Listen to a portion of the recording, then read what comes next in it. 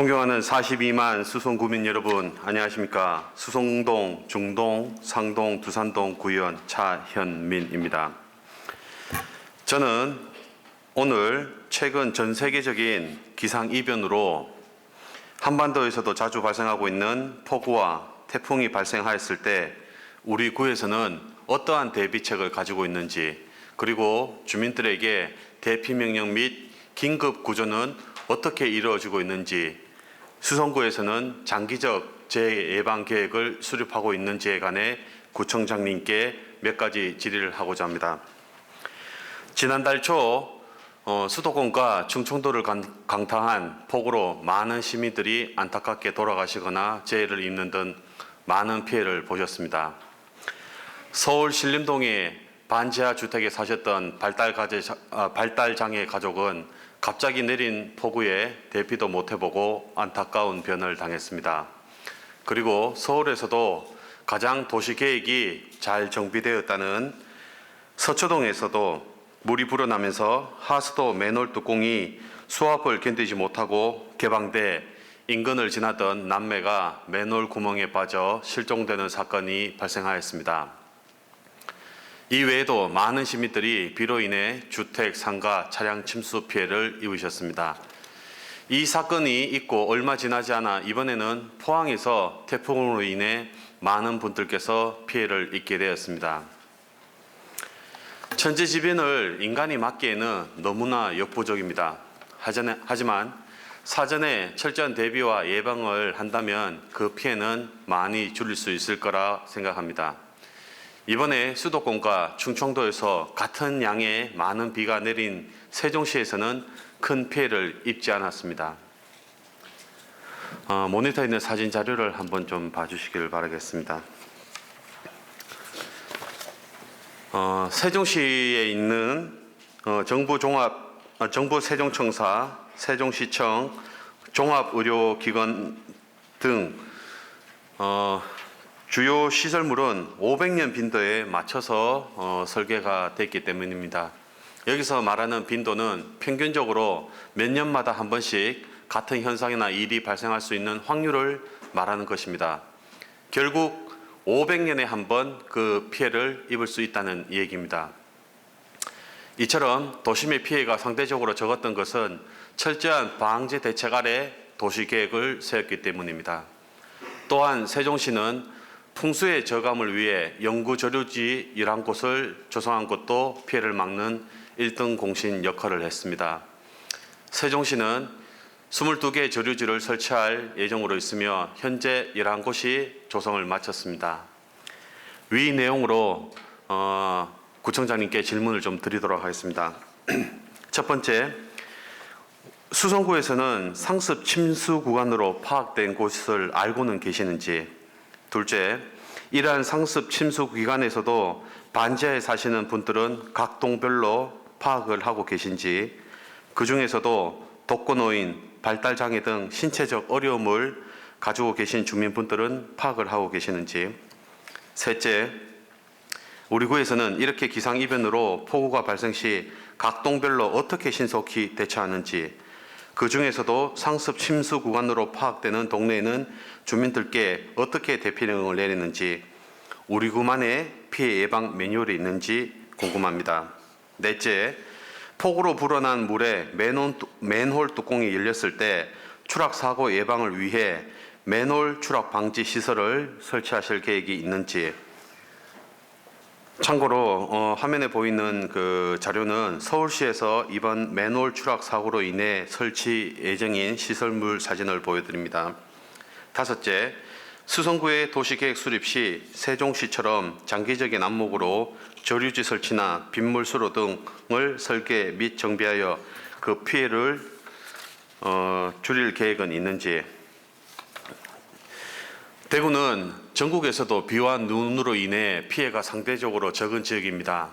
이번에 제가 구정질의로 이러한 문제를 언급하는 것은 우리나라 타 지역에 비해 수성구와 대구가 상대적으로 이런 자연재해가 적다 보니 이런 문제에 대해 준비와 대비가 좀 부족하지 않을까라는 걱정이 들어서입니다.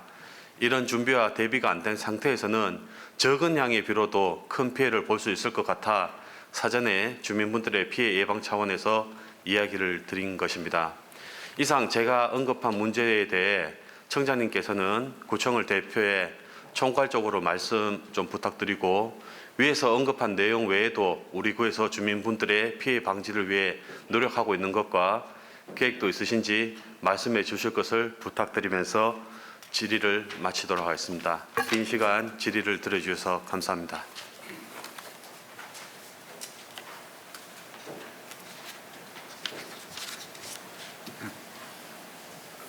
차이민 의원 수고하셨습니다. 구청장 나오셔서 차이민 의원의 질문에 답변해 주시기 바랍니다.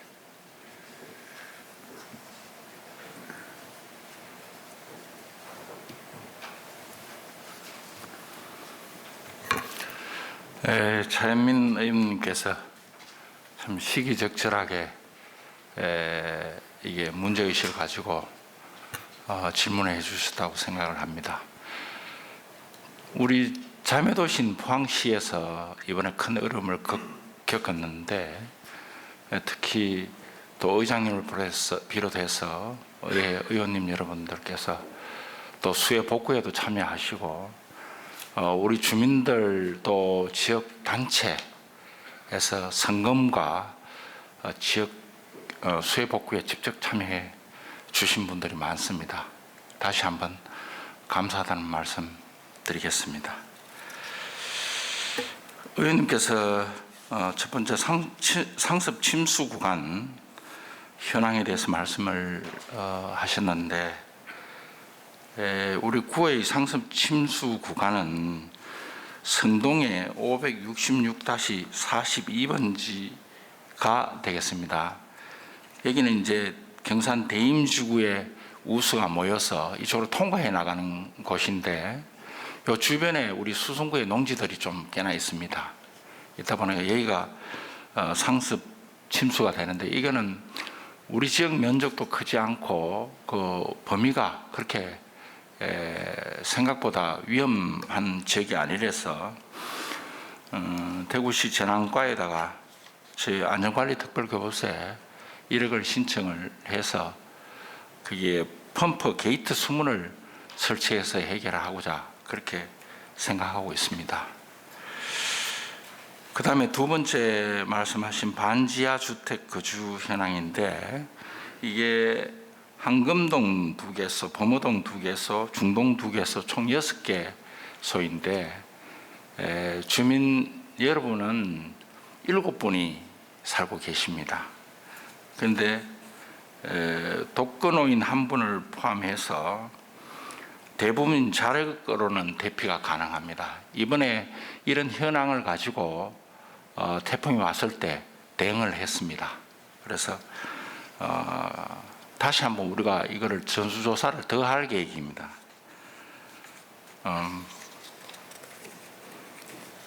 또 세 번째, 폭우 등 자연재해에 대비한 우리 구 대응은, 이래서 우리가 표준 매뉴얼을 갖고 있습니다. 이 표준 매뉴얼을 하는 것이 뭐 재난이 발생했을 때 우리 구의 조직, 그 다음에 주민에 대한 대피 요령을 발령하는 것, 그 다음에 거기에 따른 물자나 필요한 장비들을 어떻게 조달할 것인가 하는 문제, 뭐 이런 것들로 쭉 되어 있습니다. 굉장히 좀 어떻게 보면은 세밀하게는 되어 있지 않다고 봅니다. 그래서 재난 대비가 그때그때 응용이 상당히 필요하고 구체적인 것이 필요하고 그렇습니다. 그래서 매뉴얼은 상당히 포괄적 의미의 재난 대비 계획으로 되어 있고, 보다 좀 세밀한 것은 그때그때 우리가 지시에 의해서, 회의에 의해서 구체적인 대응 방안을 가지는 것이 더 중요하다, 이렇게 생각을 하고 있습니다. 우리가 이번에 이제 우리가 좀 대비했던 사례들을 보면은 좀 이것을 추가적으로 해서 앞으로 매뉴얼을 작성하는데 예비 매뉴얼로 이렇게 두고 매번 바꿔 나가고 이게 중첩 쌓이는 형태로 우리들의 구체적 방안들을 마련해 나가도록 하겠습니다. 이번에는 그 준비 단계에서는 저희들이 팀들을 조직하고 각 동이라든지 팀원들에게 책임 범위를 공간적 범위를 아주 세밀화했습니다. 책임 범위를 명확히 해서 사전에 대비할 수 있는 그 영역들을 분명히 인식시키고 일어나는 발생원들을 즉각 보고되고 즉각 그 재난본부에 전달이 되도록 그렇게 하는 메커니즘하고 또 그 범위 속에서 아까 말씀하신 반지하에 계신 분들에게 미리 만약에 비가 많이 와서 물이 찰 경우에는 이런 식으로 대피해야 된다라고 고지를 해주거나 또 맨홀 뚜껑 보면 다 전부 다 덮어져 있으면 대부분 그런 것들을 미리 다 열고 또 낙엽이라든가 이런 것에 대해서 미리 대비하고 또 그런 단계들입니다. 이때는 주로 사전에 일어나는 것에 대해서 일정 공간적 범위를 갖고 일어날 사태에 대해서 시뮬레이션해서 대응 태세를 갖추는 겁니다. 그리고 장비 확인하고 뭐 이런 것들이 진행이 되고 그 다음에 실제 대응 단계에서는 우리가 팀별로 다 구조화되어 있습니다. 아까 사전 단계 대비하는 팀, 그 다음에 물이 들어와서 발생한 지점에 긴급 가서 양수기로 퍼내고 거기 대응하는 팀, 그 다음에 나무가 전도돼서 길이 막았다든가 이럴 때 그걸 제거하고 치우는 팀, 그 다음에 그 선로 같은 것이 그 전선,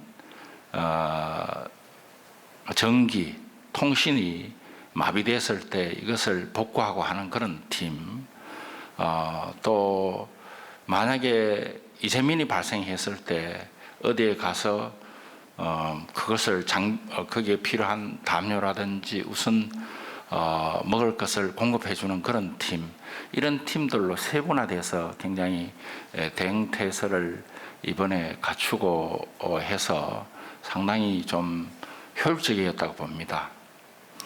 우리가 현재의 전체 2년 동안에는 우리가 최고 많이 왔는 게 시간당 22mm가 최고입니다. 그렇지만은 이거는 우리 지역의 특수성에 기한 것이고 포항이라든지 일본이라든지 이번에 허리케인 온 미국 같은 것을 생각해 봤을 때 앞으로 이거는 굉장히 틀을 완전히 바꿔야 된다고 그렇게 생각을 하고 있습니다. 그런 측면에서 이 인프라 재해 대책법에 따른 풍수의 저감 종합 계획을 수립하고 되어 있습니다. 이 주체가 대구시인데 그 저감 계획을 5년마다 새로 이제 버전업 시키게 되어 있는데 거기에 따른 우리 대구시가 준비하고 있는 것이 내년 전반기까지 우리가 그 자료를 받을 수 있을 것이라고 예측이 되는데 거기에는 시간당 몇 미리 왔을 때 어디가 침수될 것인지 이게 가장 중요한 데이터로 나올 것으로 생각합니다. 거기에서 우리가 그 데이터를 내년 전반기에 받아서 그 예정된 지역을 가장 중시하는 재난 예측 그 디지털 지도를 작성할 겁니다. 재난 예측 디지털 지도를 작성하고 거기에 따라서 CCTV를 그쪽에 심고 또 이미 있는 CCTV를 활용을 해서 즉각 그 물의 수위라든지 그 다음에 하수도에 IoT를 심어서 하수도에서 물을 받아주는 어떤 그 위험성 정도를 우리가 즉각 데이터링해서 그것을 스마트화시키는, 그러면서 우리 정책 결정을 결정하고 빨리 대응할 수 있는 그런 메커니즘을 우리가 내년에 좀 만들 계획입니다.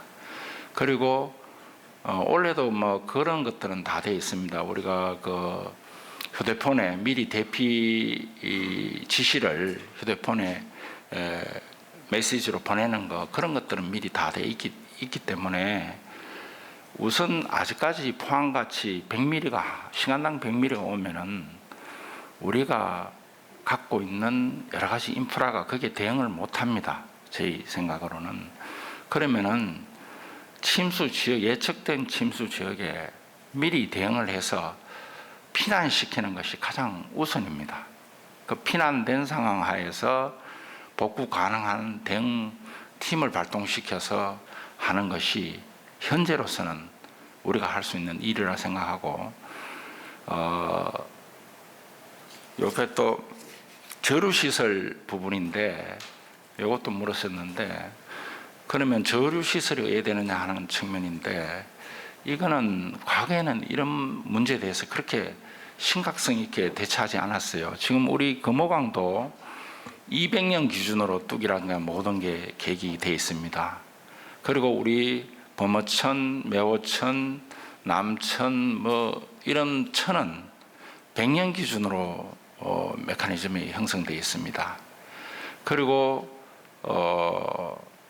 그 간선 지하 그 하수도는 간선인 경우에는 30년, 또 지선인 경우에는 20년 기준으로 되어 있습니다. 그러니까 이 메커니즘 상으로는 100mm가 왔을 때 상당히 위험한 겁니다. 그러면 대응할 수 있는 체계는 아까 말씀드린 대로 피난이 먼저입니다. 그리고 그 시간상 대응하는 메커니즘을 현재로 짜는 게 가장 현명한 방법이고, 그 저류 시설에 대한 계획도 현재는 대구시가 하는 계획이라는 전반적인 보면은 유수지 형태로 되어 있습니다. 물을 잠시 이렇게 있다가 이제 물이 빠지는 공간들입니다. 예를 들어서 알파시티 내 2개의 지역이 비가 많이 와서 하수도가 그것을 흡수하지 못하면은 잠시 그곳에 물이 멈췄다가, 이렇게 저수지처럼 물이 멈췄다가 나중에 이제 서서히 빠지는 겁니다. 그런 메커니즘으로 되어 있고, 저기도 그 연호지구도 2개 지역이 되어 있는데, 거기도 일종의 공원에다가 하수도가 다 수렴하지 못할 경우에 거기 잠시 멈췄다 물이 빠지는 경우, 이런 형태의 유수지 내지 저류지는 이렇게 4개 정도가 갖춰져 있습니다.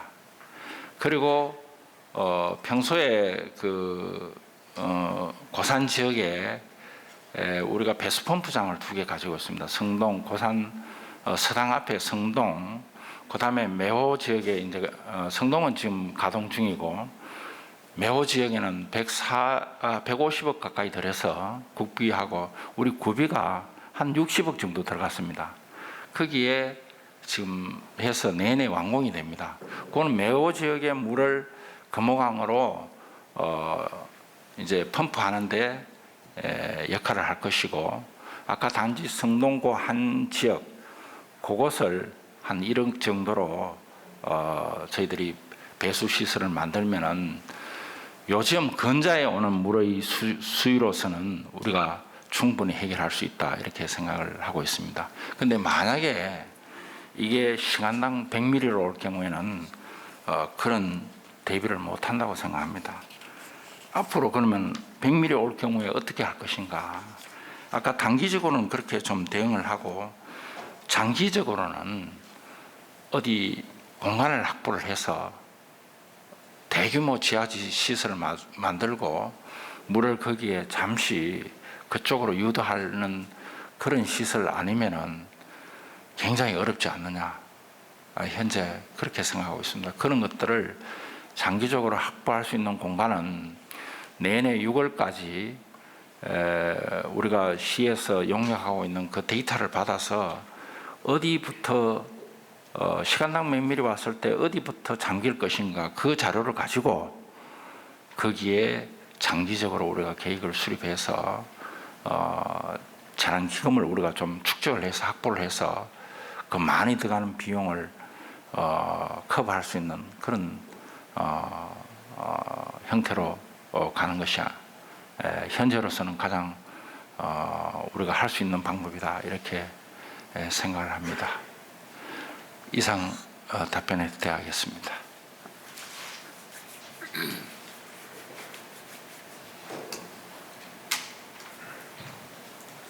구청장 수고하셨습니다. 차인민 의원 보충 질문 있습니까? 예. 예, 그렇게 하시죠. 예, 그 청장님께서 그 맨홀 뚜껑에 대해서는 답변을 준비하셨는데 못하신 것 같은데 그거는 나중에 서면으로 좀 이렇게 알려주시면 감사하겠습니다. 예, 우선 그 청장님 말씀 잘 들었습니다. 저나 의회 동료 의원님들께서는 주민분들께서 자연재해로 인해 그 피해를 입지 않기를 간절히 바라고 있습니다.